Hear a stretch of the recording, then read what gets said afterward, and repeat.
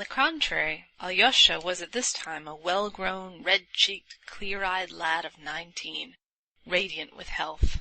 He was very handsome, too, graceful, moderately tall, with hair of a dark brown, with a regular, rather long, oval-shaped face, and wide-set, dark grey, shining eyes. He was very thoughtful, and apparently very serene. I shall be told, perhaps, that red cheeks are not incompatible with fanaticism and mysticism. But I fancy that Alyosha was more of a realist than anyone. Oh, no doubt, in the monastery he fully believed in miracles. But to my thinking, miracles are never a stumbling block to the realist. It is not miracles that dispose realists to belief. The genuine realist, if he is an unbeliever, will always find strength and ability to disbelieve in the miraculous, and if he is confronted with a miracle as an irrefutable fact, he would rather disbelieve his own senses than admit that fact. Even if he admits it as a fact of nature, till the unrecognized by him. Faith does not, in the realist, spring from the miracle, but the miracle from faith. If the realist once believes, then he is bound by his very realism to admit the miraculous also. The Apostle Thomas said that he would not believe till he saw, but when he did see, he said, "My Lord and my God." Was it the miracle forced him to believe? Most likely not, but he believed solely because he desired to believe, and possibly he fully believed in his secret heart, even when he said, "I do not believe till I see." I shall be told, perhaps, that Alyosha was stupid, undeveloped, and had not finished his studies, and so on. That he did not finish his studies is true, but to say that he was stupid or dull would be a great injustice. I'll simply repeat what I have said above. He entered upon this path only because, at that time, it alone struck his imagination, and presented itself to him as offering an ideal means of escape for his soul from darkness to light. Add to that he was to some extent a youth of our last epoch, that is, honest in nature, desiring the truth, seeking for it and believing in it, and seeking to serve it at once with all the strength of his soul, seeking for immediate action, and ready to sacrifice everything, life itself, for it.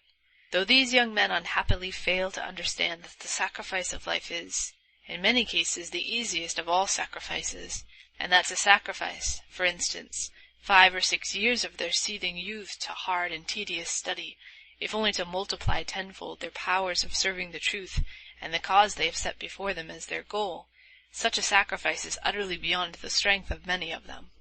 The path that Alyosha chose was a path going in the opposite direction, but he chose it with the same thirst for swift achievement. As soon as he reflected seriously, he was convinced of the existence of God and immortality, and at once he instinctively said to himself, "I want to live for immortality, and I will accept no compromise." In the same way, if he had decided that God and immortality did not exist, he would at once have become an atheist and a socialist. For socialism is not merely the labor question.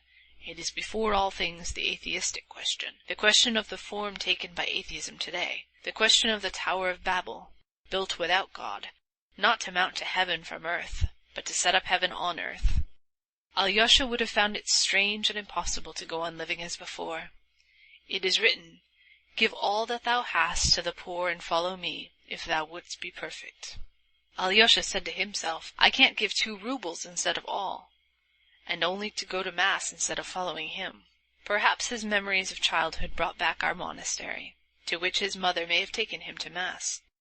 Perhaps that slanting sunlight and the holy image to which his poor crazy mother had held him up to still acted upon his imagination. Brooding on these things, he may have come to us perhaps only to see whether he could sacrifice all or only 2 rubles, and in the monastery he met this elder. I must digress to explain what an elder is in Russian monasteries, and I am sorry that I do not feel very competent to do so. I will try, however, to give a superficial account of it in a few words. Authorities on the subject assert that the institution of elders is of recent date, not more than 100 years old in our monasteries, though in the Orthodox East, especially in Sinai and Athos, it has existed over 1,000 years. It is maintained that it existed in ancient times in Russia also, but through the calamities which overtook Russia, the Tartars, civil war, the interruption of relations with the East after the destruction of Constantinople, this institution fell into oblivion.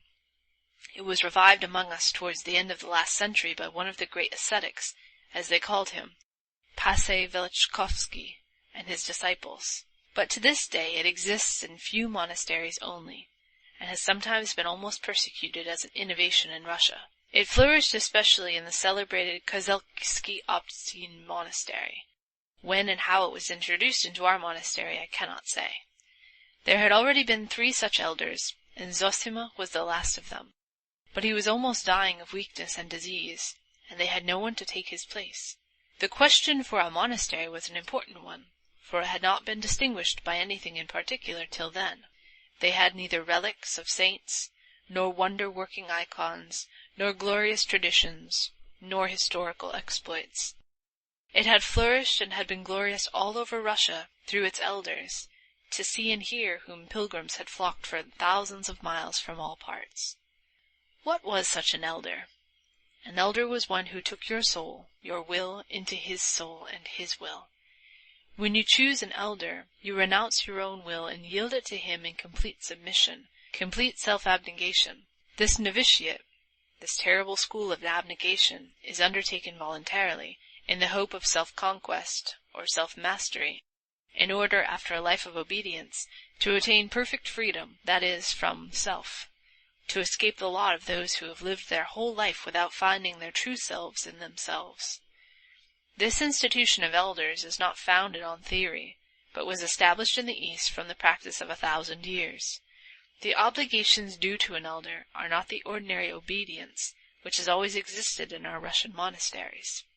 The obligation involves confession to the elder by all who have submitted themselves to him, and to the indissoluble bond between him and them.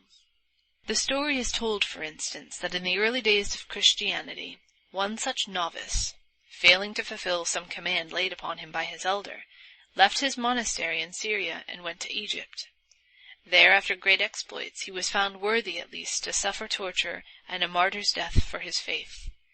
When the Church, regarding him as a saint, was burying him, suddenly at the deacon's exhortation, "Depart all ye unbaptized," the coffin containing the martyr's body left its place and was cast forth from the church, and this took place 3 times.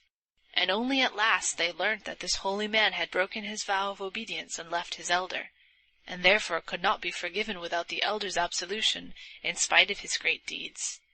Only after this could the funeral take place. This, of course, is only an old legend, but here is a recent instance. A monk was suddenly commanded by his elder to quit Athos, which he loved as a sacred place and a haven of refuge, and to go first to Jerusalem to do homage to the holy places, and then to go north to Siberia. "There is the place for thee, and not here."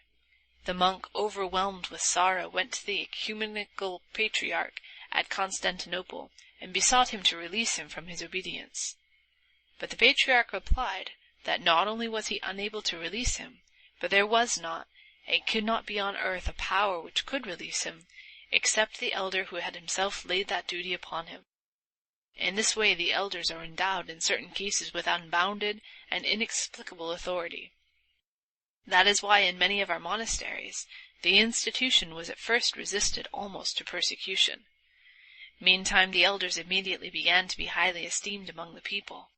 Masses of the ignorant people, as well as of the distinguished, flocked, for instance, to the elders of our monastery to confess their doubts, their sins, and their sufferings, and to ask for counsel and admonition.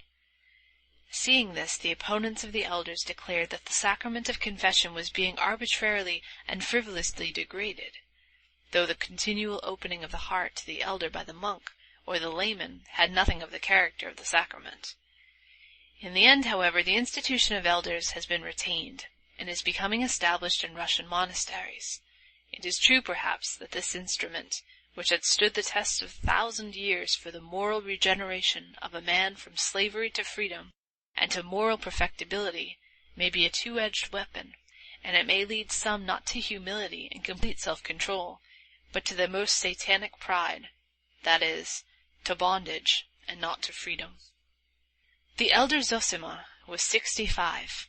He came of a family of landowners, and had been in the army in his early youth, and served in the Caucasus as an officer. He had no doubt impressed Alyosha by some peculiar quality of his soul, Alyosha lived in the cell of the elder, who was very fond of him, and let him wait upon him. It must be noted that Alyosha was bound by no obligation, and could go where he pleased, and be absent for whole days. Though he wore the monastic dress, it was voluntarily, not to be different from the others. No doubt he liked to do so. Possibly his youthful imagination was deeply stirred by the power and fame of his elder. It was said that so many people had for years past come to confess their sins to Father Zosima, and to entreat him for words of advice and healing, that he had acquired the keenest intuition, and could tell from an unknown face what a newcomer wanted, and what was the suffering on his conscience. He sometimes astounded and almost alarmed his visitors by his knowledge of their secrets before they had spoken a word. Alyosha noticed that many, almost all, went into the elder for the first time with apprehension and uneasiness, but came out with bright and happy faces. Alyosha was particularly struck by the fact that Father Zosima was not at all stern. On the contrary, he was almost always gay. The monks used to say that he was more drawn to those who were more sinful, and the greater the sinner, the more he loved them. There were, no doubt, up to the end of his life, among the monks, some who hated and envied him, but they were few in number, and they were silent, though among them were some of great dignity in the monastery.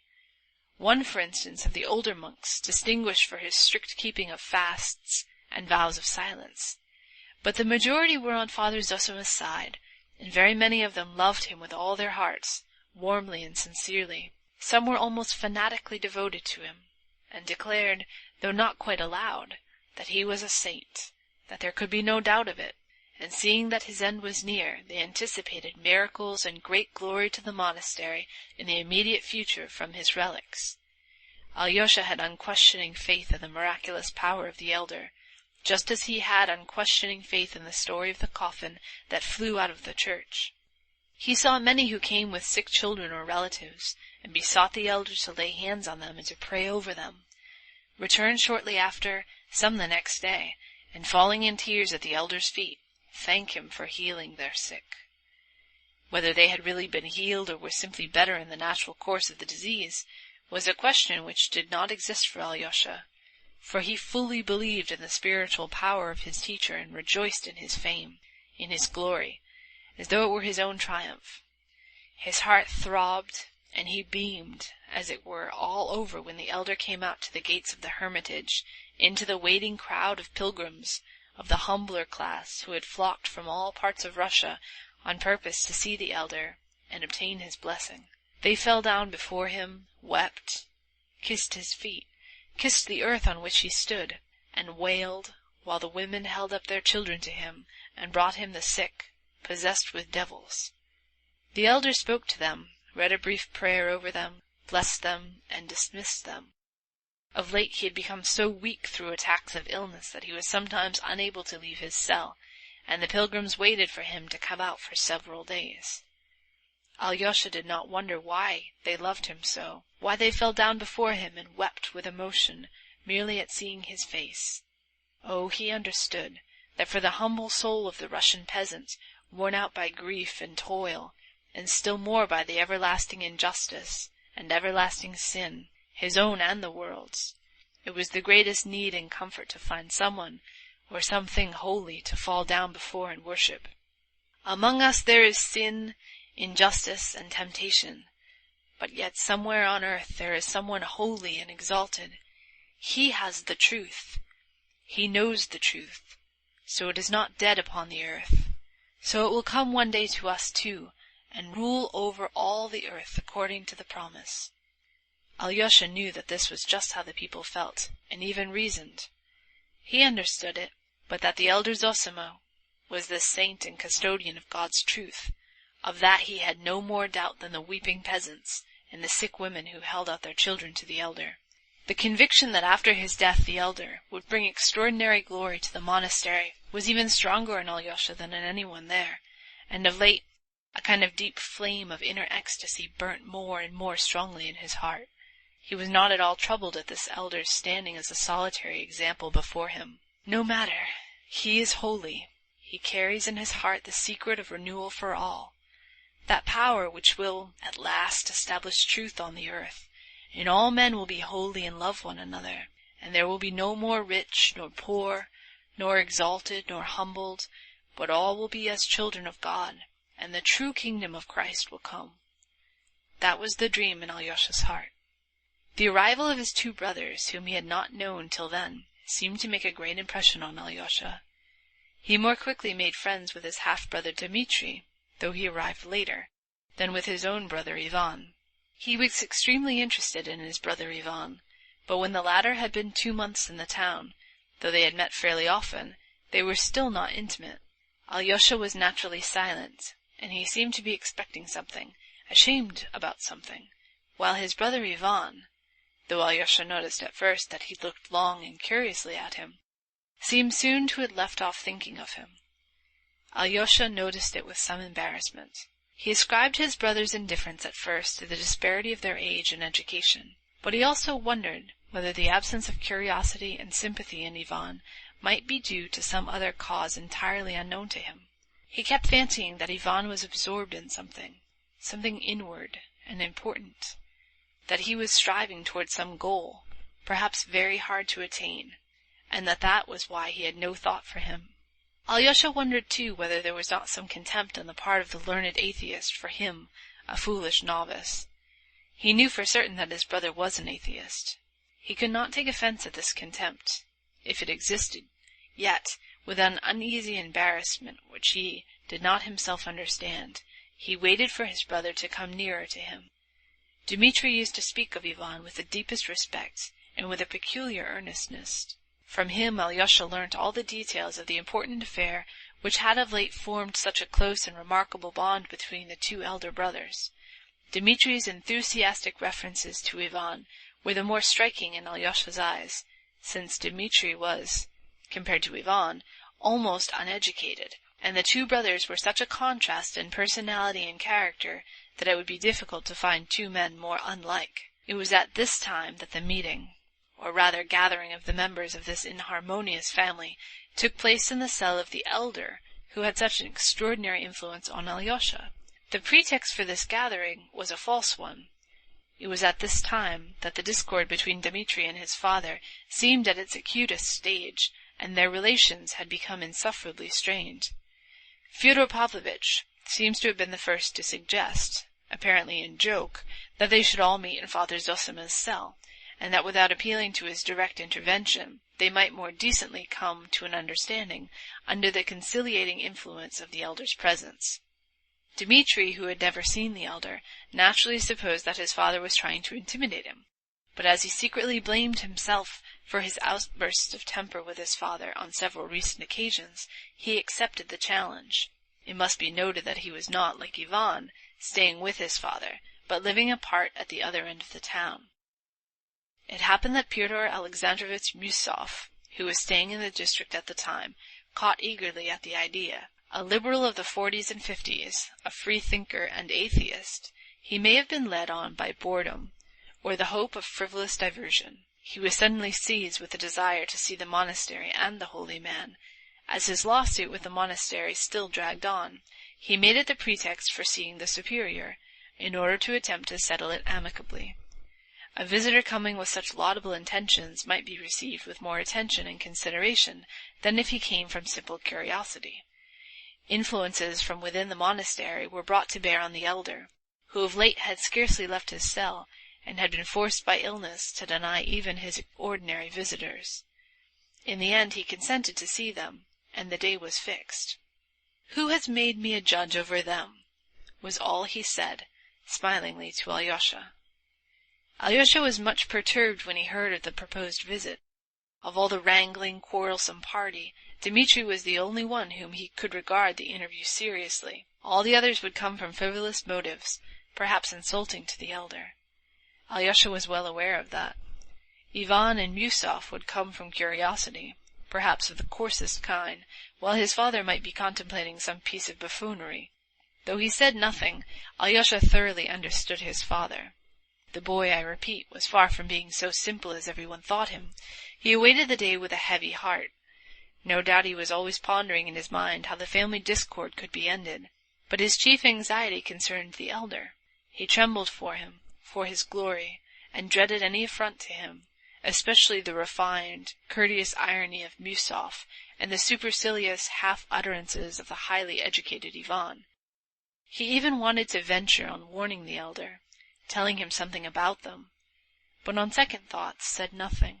He only sent word the day before, through a friend, to his brother Dmitri that he loved him and expected him to keep his promise. Dmitri wondered, for he could not remember what he had promised, but he answered by letter that he would do his utmost not to let himself be provoked by vileness, but that, although he had a deep respect for the elder and for his brother Ivan, he was convinced that the meeting was either a trap for him or an unworthy farce. "Nevertheless, I would rather bite out my tongue than be lacking in respect to the sainted man whom you revere so highly," he wrote, in conclusion, although Alyosha was not greatly cheered by the letter. This ends Chapter 5.